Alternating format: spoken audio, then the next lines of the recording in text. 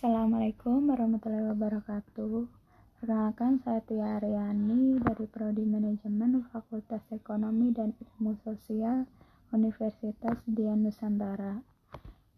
Di video ini saya akan mempresentasikan terkait dengan kebijakan dividen dan perilaku keuangan sebagai tugas besar behavioral corporate finance.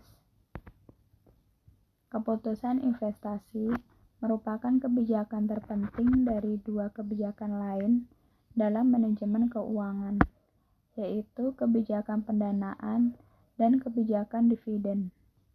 Keputusan investasi sangat penting dalam suatu perusahaan karena investasi merupakan indikator eksistensi suatu perusahaan. Para pemegang saham akan menganggap perusahaan tidak memiliki prospek positif, tidak ada investasi baru. Kebijakan dividen. Kebijakan dividen merupakan keputusan yang diambil perusahaan berkaitan dengan dividen untuk menentukan apakah laba akan dibagi ke pemegang saham atau investor. Semakin tinggi rasio pembayarannya, tentu akan menguntungkan pihak investor. Sebaliknya, makin rendah dividen payout rasionya akan memperkuat keuangan perusahaan dan merugikan investor karena dividen yang diharapkan investor tak sesuai yang diharapkan. Berikut jenis kebijakan dividen. Yang pertama, dividen saham yang stabil. Dividen yang dibayarkan jumlahnya tetap meskipun perusahaan mengalami kerugian. Yang kedua, dividen payout yang stabil. Dividen yang dibayarkan berfluktuasi tergantung besarnya keuntungan bagi pemegang saham. Yang ketiga, kombinasi.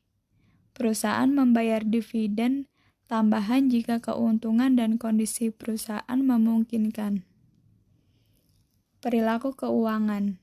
Behavioral finance atau perilaku keuangan adalah subbidang perilaku ekonomi bidang studi.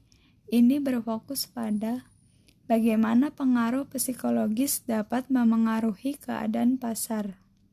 Behavior finance menjelaskan mengapa perilaku pasar membuat kesalahan sistematis yang tidak masuk akal yang bertentangan dengan asumsi pelaku pasar rasional. Kesalahan tersebut mempengaruhi harga dan tingkat pengembalian, menciptakan inefisiensi pasar. Perilaku keuangan. Fungsi dari perilaku keuangan membantu untuk memahami bagaimana keputusan keuangan seputar seperti investasi, pembayaran, risiko, dan hutang pribadi yang sangat dipengaruhi oleh emosi manusia, bias, dan keterbatasan kognitif pikiran dalam memproses dan memahami suatu informasi. Tujuan perilaku keuangan. Tujuan dari klasifikasi perilaku keuangan adalah untuk membantu memahami mengapa orang membuat pilihan keuangan tertentu dan bagaimana pilihan tersebut dapat mempengaruhi pasar. Terdapat beberapa hal yang mendasari seseorang untuk mengambil keputusan investasi. Yang pertama, return merupakan alasan utama yang membuat seseorang berinvestasi. Yang kedua, risk. Semakin besar return yang diharapkan, maka akan semakin tinggi pula resikonya.